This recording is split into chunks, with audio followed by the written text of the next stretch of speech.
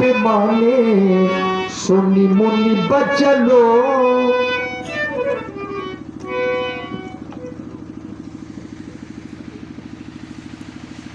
सुना आप सभी लोगों ने श्री भार्गव परशुराम जी की वाणी को विचार मैं ये करने लगा। आज मिथिला में अनायास ही नाना प्रकार की समस्याओं का आगमन होता है और उन समस्त समस्याओं का केंद्र,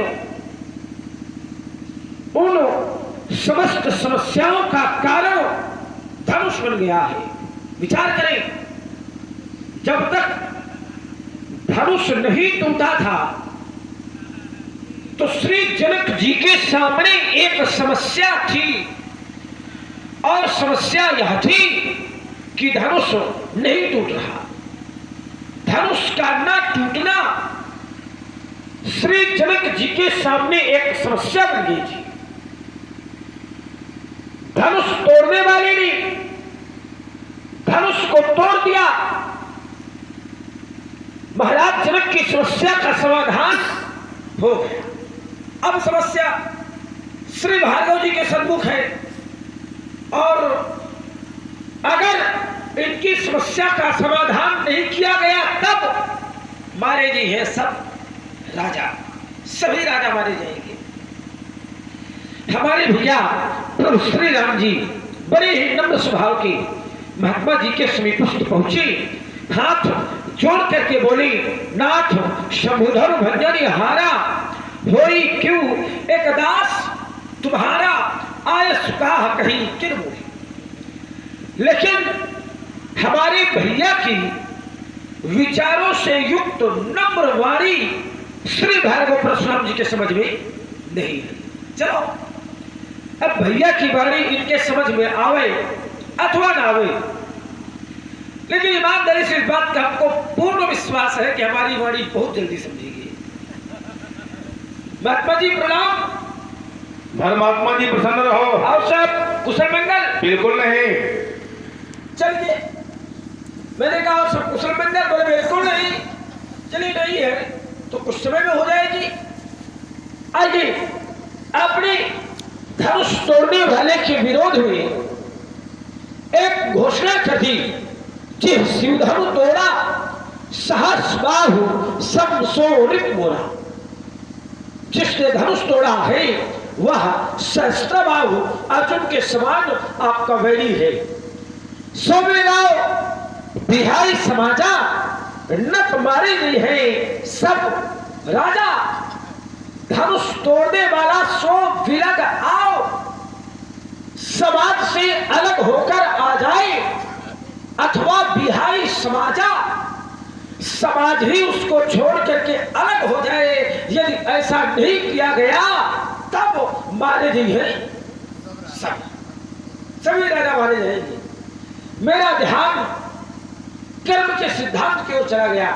कर्म का सिद्धांत कहता है काहु न को सुख दुख कर दाता निज कृत कर्म भोग सब ध्याता।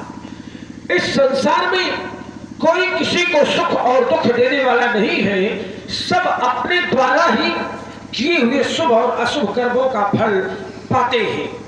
कर्म प्रधान विश्व कर राखा, जो जस करे सो तस फल चाखा। यानी जो जैसा कर्म करेगा उसको वैसा फल मिलेगा। बड़ा सीधा सा नियम है कि कर्म अगर एक व्यक्ति करेगा तो फल भी एक को ही मिलेगा। ऐसा तो है नहीं कि कर्म एक व्यक्ति करे और फल लेने के लिए पूरा गांव पहुंच जाए। भाई जो कर्म करेगा फल उसी को मिलेगा। कर्म का सिद्धांत कहता है कि जो कर्म करेगा फल उसी को मिलेगा। तो ईमानदारी से आप लोग बताइए पूरे जोर के साथ, इसलिए कि अगर जितने बड़ा समर्थन होगा उतने कम जड़ता रूपी जाड़ लगेगा, उतने कम है ना। तो इस जाड़ को, जड़ता रूपी जाड़ को भगाइए और थोड़ी चैतन्यता के साथ बैठिए और सुनिए। आइए, धनुष को एक व्यक्ति ने तोड़ा है कि अनेक ने? धनुष एक ने तोड़ा है कि कई लोगों ने? क्यों भाई? एक ने तोड़ा है, धनुष तोड़ा एक ने। जो धनुष टूटा है वो भी है एक। धनुष पर प्रतिज्ञा करने वाले महाराज जनक है एक। धनुष को तोड़ने के लिए आदेश देने वाले महाबली विश्वामित्र जी है एक। धनुष टूटने का विरोध करने वाले परशुराम जी है एक। सीता जी का विवाह भी होगा एक से। तो फिर मारे जी ये सब राजा काहे? भाई ये राजा क्यों मारे जाएंगे जब पूरा खेल एक का है? कर्म एक ने किया है, धनुष एक ने तोड़ा है, तो राजाओं ने क्या तोड़ दिया है? इन राजाओं ने ऐसा कौन सा कर्म किया है जिसके कारण परशुराम जी कहते हैं कि मारे जी हैं सब राजा? इनका कर्म क्या है? आइए, क्रोध, और क्रोध के मूल में धनुष का टूटना। धनुष के टूटने पर आज इतना बड़ा क्रोध। एक बात बता दे महाराज आपको, वो धनुही तोड़ी लड़काई अश्रिश कबहू न किन गोसाई। मैंने बाल अवस्था में लड़काई में बहुत सी धनुहियां तोड़ डाली, तब आपके द्वारा ऐसा क्रोध कभी नहीं किया गया। इस धनुष पर ममता, क्या इस धनुष पर आपकी ममता है? और यदि है तो कहीं हेतु, उसका हेतु क्या है, उसका कारण क्या है? पूजनीय प्रातः स्मरणीय नित्य वंदनीय श्रद्धेय श्री भार्गव परशुराम जी बढ़िया सूक्ष्म में और सुंदर उत्तर दिलीप प्रमाण। कुरु वशिष्ठ और वामदेव के सानिध्य में क्या तुमको यही सिखाया गया है, यही बताया गया है? सुनमुन बचन लखन मुस्काने, अबोले पर सुधर ही अपमाने। इसके पहले राम जी आए तो राम जी ने हाथ जोड़ करके विनम्र शब्दों में निवेदन प्रस्तुत किया कि होई क्यों एक दास तुम्हारा। तो बड़ा भाई हाथ जोड़ रहा है, छोटा भाई ताल ठोक रहा है। क्या यही सिद्धांत है कि अगर स्वामी कहीं पर हाथ जोड़ दे तो सेवक का कर्तव्य क्या वहां पर बनता है कि सेवक दंडाकार प्रस्तुत हो जाए? समुझत सरिस नाम अरुनामी, अप्रीत परस्पर प्रभु अनुगामी। इसे नाम और नामी, तो नाम के पीछे नामी चलते हैं, तो ठीक उसी प्रकार स्वामी के पीछे सेवक चलता है, यानी स्वामी का अनुसरण सेवक के द्वारा होता है। लेकिन यहाँ उल्टा हो रहा है। सिद्धांत के धरातल से स्वयं भागे हुए हो और चर्चा कर रहे हो कर्म की। को सुख दुख कर दाता, निजगत कर्म भोग सब भ्राता। अपने कर्म का सब लोग फल भोगते हैं। तो कर्म का रहस्य तो यह है कि स्वामी अगर किसी को प्रणाम कर ले तो सेवक वहां पर कुछ भी बोले नहीं, सीधे दंडाकार गिरे। सिर भर झाम उचित असमोरा, और सबते सेवक धर्म कठोरा। सेवक का धर्म अत्यंत गहन होता है। देखिए, जहां कर्म की बात है तो कभी कभी और कहीं ऐसे स्थान है कि वहां कर्म का रहस्य नहीं होता। हीरा फिर चित्तात्मा त्याग सर्व परिग्रहा, शरीरम केवलम कर्म कुर्वन्न नोति कृतवशम। यानी जिसके संपूर्ण कर्म अग्नि में दग्ध हो गए हैं, जिसने समस्त कामनाओं का परित्याग कर दिया है, जो समस्त भोगों से वांछित है, तो ऐसा महाव्यक्तित्व शरीर संबंधी कर्म करता हुआ भी उसके पाप से नहीं बनता है। और कुछ स्थान ऐसे हैं कि जिन स्थानों पर उसे स्वर्ग प्राप्त होता है, मोक्ष। जैसे चार खान जब जीव अपारा, अवध तरे तजे तरम नहीं संसारा। अयोध्या मथुरा माया काशी कांची अवंतिका, पुरी द्वारावती गेयम सप्तय के मोक्ष दायिका। इन 7 मोक्षपुरियों में अगर कोई प्राण परित्याग करता है, स्वतः अंडज पिंडज उद्भिद जरायु, तो उसे मुक्ति मिलती है। तो वहां कर्म का रहस्य नहीं है। और कुछ ऐसे व्यक्तित्व हैं कि जिन्होंने अपने संपूर्ण कर्म अग्नि में भस्म कर दिया है, तो वो भी पाप से नहीं बनते हैं। अब आइए राजाओं का अपराध। देखिए, राजाओं का अपराध है नहीं, ये आगे के लिए हमने इन्हें चेतावनी दिया है। भूत में अपराध नहीं है। वर्तमान में अगर ऐसा इन्होंने नहीं किया तब ये दंडित किए जाएंगे।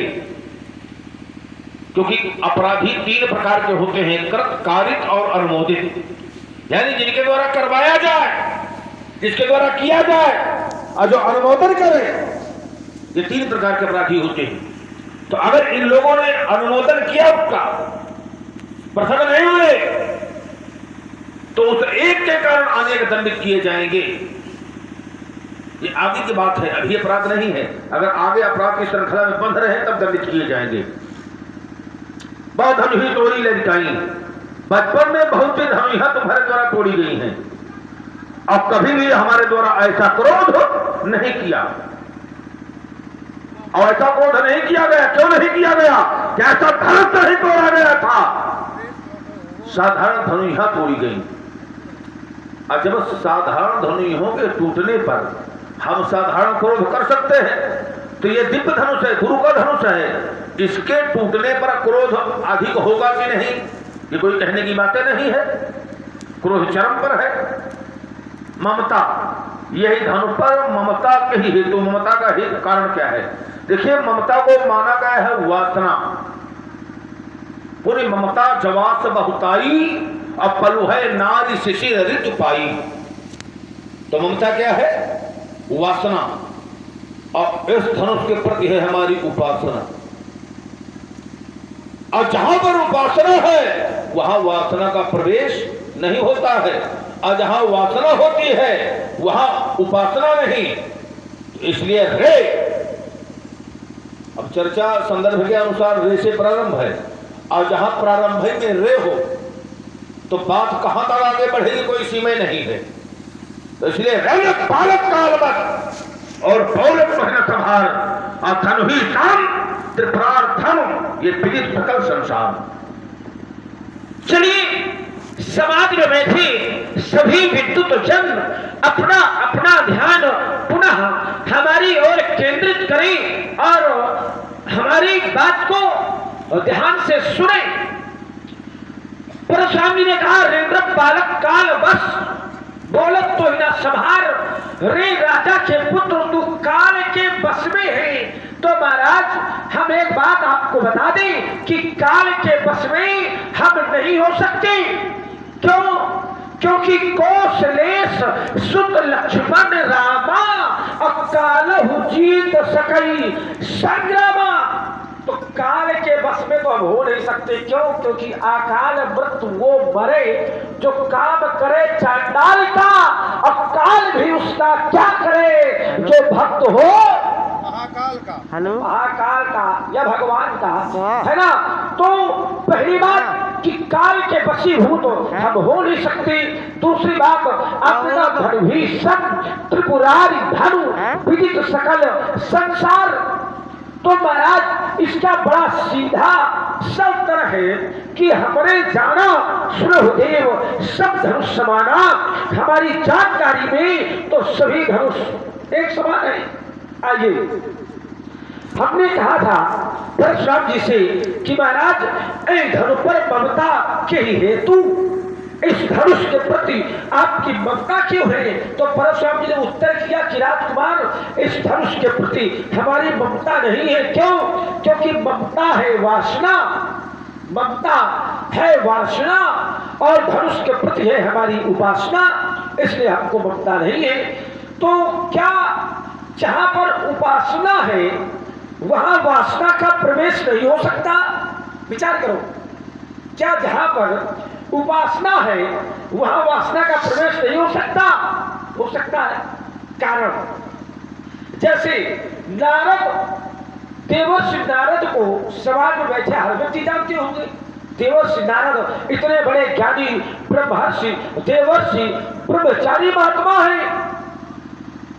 तो एक बार देवर्षि नारद हिमालय की चोटियों में बैठ करके तपस्या कर रहे थे। तपस्या यानी कर रहे थे उपासना। क्या कर रहे थे?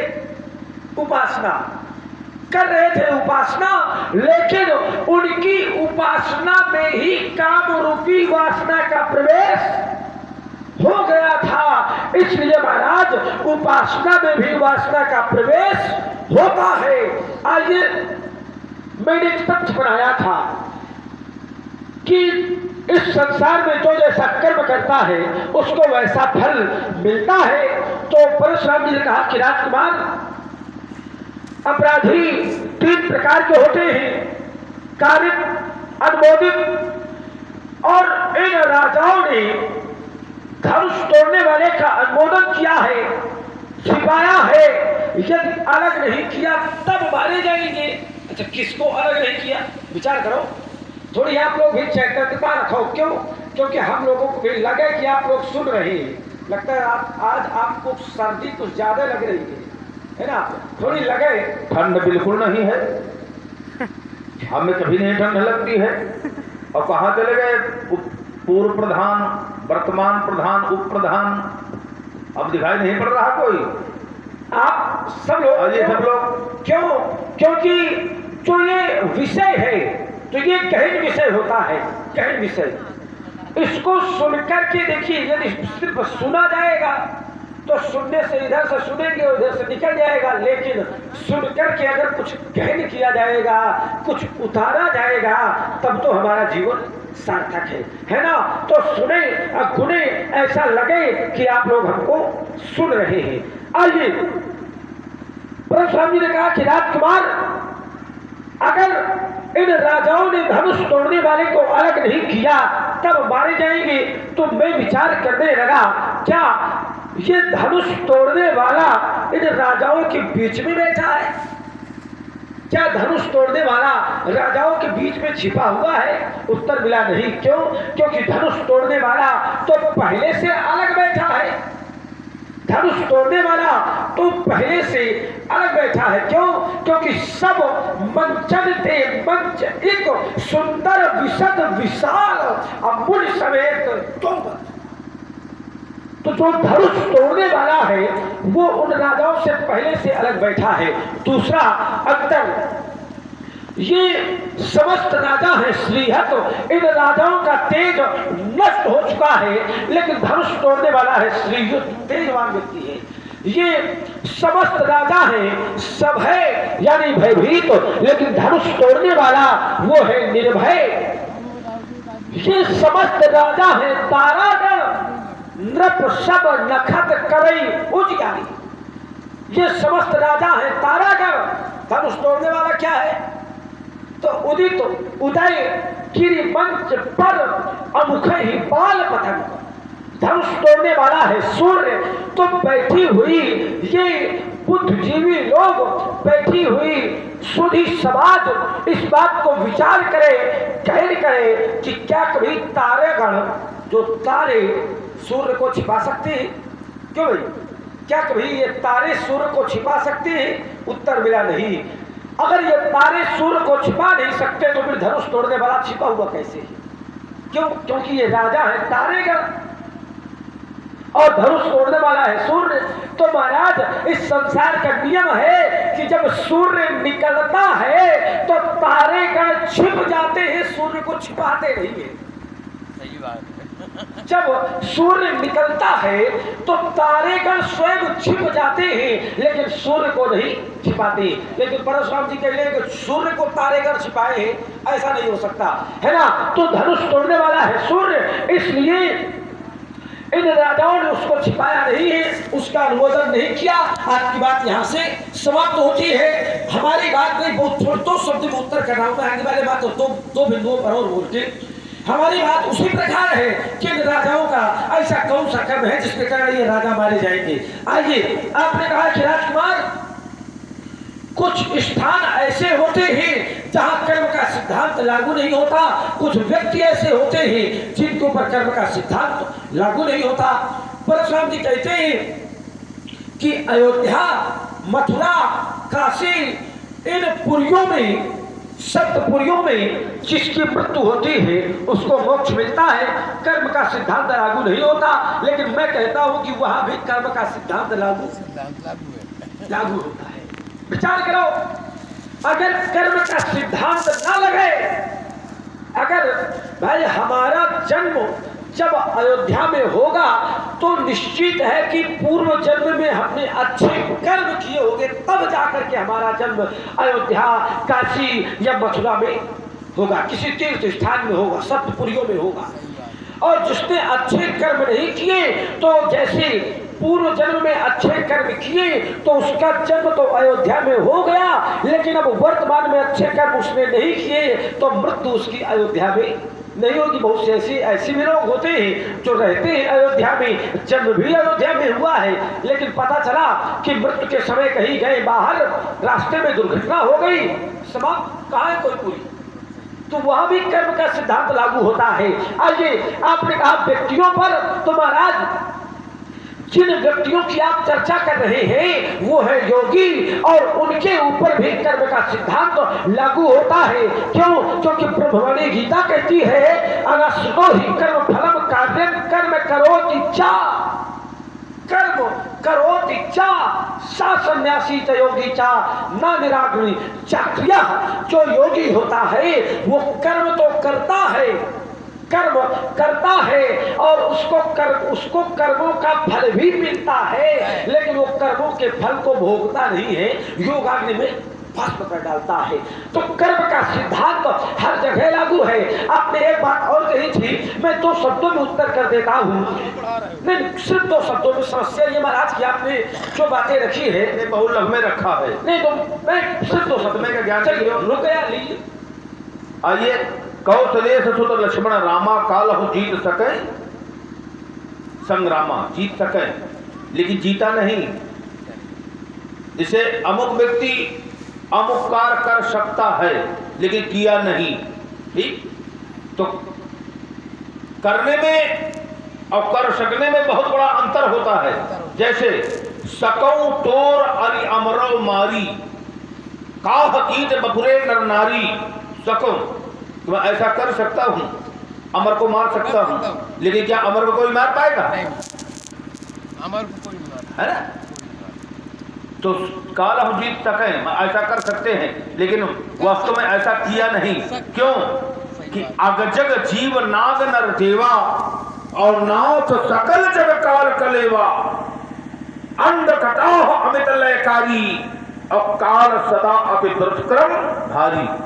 यानी संपूर्ण ब्रह्मांड का भक्षण करने वाला काल होता है। अब देहधारी की मृत्यु निश्चित है, तो फिर काल को कैसे जीत पाओगे? ऐसा संभव है? असंभव है। तो जिसने शरीर धारण किया है तो देहधारी की मृत्यु निश्चित है। हिरण्यकशिप से ब्रह्मा जी ने यही कहा था। हिरण्यकशिप ने पहले कहा मैं अमर वरदान चाह रहा हूं, ब्रह्मा जी कहा ना, जिसने शरीर धारण किया है उसकी मृत्यु निश्चित है, तो कोई अमर नहीं है, तो काल को नहीं जीत सकते हो। ये भी बात तुम्हारी खंडित है। आइए, क्या बता रहे हो कि काल उसका क्या करे? जो भक्त है महाकाल का, महाकाल यानी भगवान शंकर। तो एक और अपने आप को भगवान शंकर का भक्त मान रहे हो। अब भगवान शंकर का धनुष जहां पर टूटा है और टूटने के विरोध के धरातल में हम खड़े हैं, तो हमारे विरोध में खड़े हो। अब भगवान शंकर के भक्त बता रहे हैं अपने आप को। हाँ, पिताजी तुम्हारे भगवान शिव के भक्त हैं। काहु न इन सम शिव और राधे, काहु न इन समान फल लाधे। तो पिताजी तो भगवान शंकर के भक्त हैं। अब पुत्र जी ऐसे हैं कि भगवान शंकर का धनुष टूटा है और हम उसके विरोध में हैं, तो हमारे विरोध भी ये खड़े हैं। तो अगर किसी के न मानो तो कम से कम अपने पिताजी को तो मानो। जो पिताजी के आचरण है, जो पिताजी के सिद्धांत है, तो पुत्र को अपने पिता के सिद्धांतों में रहना चाहिए। अगर पिता के सिद्धांत अच्छे हैं, लेकिन आज पिता के सिद्धांतों से विपरीत जा रहे हो, ये कहीं ना कहीं दुखद बात है तुम्हारे वंश के लिए। आइए और आगे चले। देवर्षि नारद क्या बता रहे हो कि नारद जी उपासना में रत थे और उस समय वासना का प्रवेश हुआ ना, उस समय वासना का प्रवेश नहीं हुआ। नारद जी का ध्यान भगवान विष्णु के चरणों में लग गया। जब दक्ष प्रजापति ने 10,000 हर्षो नाम के पुत्र उत्पन्न किया था, तो उस समय नारद जी ने उन्हें उपदेश दिया। और जब उपदेश दिया, एक नदी ऐसी है जो दोनों को बहती है, एक विवन ऐसा है जहां प्रवेश करने के पश्चात व्यक्ति निकल नहीं पाता, तो नारायण सर में तपस्या के लिए चले गए। तो उस समय दक्ष प्रजापति ने श्राप दिया था कि 2 घड़ी से अधिक नारद कहीं नहीं ठहर सकते। जब भगवान विष्णु से निवेदन किया, उन्होंने कहा कि जिस समय तुम्हारा मन मेरे चरणों में लग जाएगा, उस समय दक्ष के श्राप की गति बाधित हो जाएगी। तो सुमरत हरि हिस्रा प्रगति बाधी और सहज विमल मन लाग समाधि। अब देखिए काम वहां पर गया, लेकिन हुआ ये कि सहित सभीत सहाय आदि और हारि मान मन मैन और कहे चाहे मन पद कमल कहे तो आरत मैन। और आप हैं हमारे पंडित श्री जनार्दन महाराज जी इछावर, इनकी तरफ से 51 मुद्राएं श्री लक्ष्मण जी और परशुराम जी के लिए प्रदान हो रही। बहुत बहुत साधुवाद, धन्यवाद। बहुत सुंदर। बस उसी विद्यालय में तुम्हारा प्रवेश करवाना है, और जब वहां के हस्ताक्षर हो जाएंगे तो तुम्हारा भी कल्याण होगा। तो उस समय वासना कुछ भी नहीं बिगाड़ पाई नारद जी का। काम स्वयं चरणों में आकर प्रकट हो गया। तो शत्रु को पराजित करना विषय अलग है, लेकिन शत्रु स्वयं तुम्हारा महान व्यक्तित्व कृतित्व देख करके तुम्हारे चरणों में प्रकट हो जाए, इससे बड़ी उपलब्धि और कुछ भी नहीं हो सकती है। तो काम स्वयं नारद जी के चरणों में प्रकट हो गया। और उस समय भयो न नारद मन कछु रोषा, अब कही प्रिय वचन काम परतोषा। ना क्रोधे हुआ और ना ही दुर्वचनों का प्रयोग किया, कहे प्रिय वचन बोल करके काम को संतुष्ट किया। ये और भी उसकी महानता हुई। तो उस समय जब तक वासना में रखे, जब तक उपासना में रखे, तब तक वासना उनका कुछ भी बिगाड़ नहीं पाई। और जब वासना में थे उस समय उपासना कोई स्थान नहीं था। आइए और आगे बढ़ रहे हैं तुम्हारी बातों पर कि कर्म, जहां 7 मोक्ष पुरियां हैं, तो तुम्हारा कहना है कि अगर वहां किसी का जन्म हो संयोग से वहां प्राण ही न त्यागेगा। देखिए जन्म आवश्यक नहीं है, जन्म चाहे जहां हो, लेकिन अगर वहां पर प्राण परित्याग करता है वो, तो उसकी मुक्ति होती है। ये स्थान का रहस्य है। काशी मग सुरसरी क्रमनाशा मरु मारो महिदेव गवासा। अब देखिए अगर कोई व्यक्ति कर्मनाशा का जल स्पर्श कर लेता है, कर्मनाशा नदी का, तो उसके समस्त पुण्य समाप्त हो जाते हैं। तो उस नदी का रहस्य है कि नहीं, जो भी उसने पुण्य कर्म किया है केवल वहां का जल स्पर्श करते ही उसके पुण्य समाप्त हो जाते हैं। तो स्थान का रहस्य है। तो चाहे जहां जन्म हो, अगर वहां पर प्राण परित्याग करता है तो उसे मुक्ति मिलेगी। सब कहते मोक्षदायी कहा, ये 7 क्रिया मोक्ष देने वाली हैं। अब जहां योगियों की बात है, तो अब देखिए योगी अपने समस्त कर्मों को अग्नि में भस्म कर देता है। ज्ञानाग दग्ध कर्मा, हम अपने ज्ञान रूपी अग्नि में समस्त शुभाशुभ कर्मों को भस्म कर देता है। लेकिन अब यहां पर और आगे थोड़ा चिंतन करें। अब अगर प्रजा दुख पा रही है किसी कारण से, तो वहां पाप का भागी कौन होता है? राजा। जा तो राज प्रिय प्रजा दुखारी, अवसोन्द्र अवध नरक अधिकारी है। नरक अधिकारी होगा कि नहीं होगा राजा? अब तू पा रही है प्रजा, अब कहते हो कि अपने कर्म से पा रही है, तो राजा को पाप क्यों? राजा को पाप क्यों? तो देखिए प्रजा जो भी कुछ पुण्य कर्म करती है उसका 6ठा भाग राजा भोगता है, या प्रजा कुछ भी पाप करती है तो उसका 6ठा भाग राजा भोगता है। राजा जो भी शुभ कर्म करता है 6वां भाग प्रजा पाती है। अगर पाप कर रहा है तो प्रजा को भोगना पड़ता है। ये सिद्धांत है। कहा कि चक्कर में परे हो। जैसे कर्म पत्नी करती है कि किसी का अभिवादन करती है, प्रणाम करती है, और आशीर्वाद उसे ये दिया जाता है सौभाग्यवती हो, अचल हो अहिबात तुम्हारा, अचबल गंग जमुन जल धारा। तो आशीर्वाद यानी अधिक आयु का आशीर्वाद उसके पति को दिया जाता है। और कर्म पत्नी कर रही है, लेकिन आशीर्वाद यानी कि दीर्घायु उसका पति रहे, तो आवश्यक नहीं है राजकुमार कि जो कर्म करे प्रत्येक जगह ये बात लागू नहीं होगी। अब देखिए चाहे कोई जितना अधिक पाप करता रहा हो, जब वो परमात्मा के समीप पहुंच जाता है तो उसके समस्त पाप समाप्त हो जाते हैं। सन्मुख होए जीव मोहि जबही, तो जन्म कोटि अघनाशय तबही। करोड़ों जन्म के पाप उसके समाप्त हो जाते हैं तत्काल, क्योंकि मम दर्शन फल परम अनुपा, अजीव पाव निज सहज स्वरूपा। तो जीव को सहज स्वरूप की प्राप्ति हो जाती है।